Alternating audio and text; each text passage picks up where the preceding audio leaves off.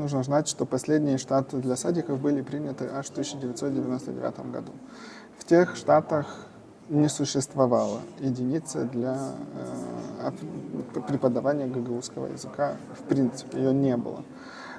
Местные власти в Гагаузии решили, чтобы она была, и мы всегда это приветствовали, даже если это не было экспресс написано в Штатах.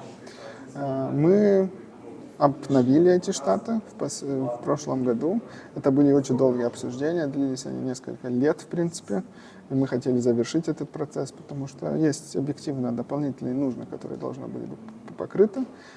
В процессе обсуждения не было предложений, не было никаких проблем в этом смысле, потому что так как эта единица не была прописана в 1999, не было прописано и сейчас.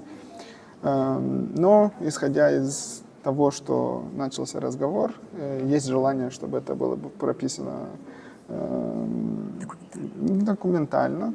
Мы открыты и изменим эти штаты, чтобы все, в принципе, успокоились и понимали, что дальше, как все происходило и дальше будет происходить, потому что мы заинтересованы в том, чтобы было больше румынского и больше гагаузского в садиках в Гагаузии, безусловно.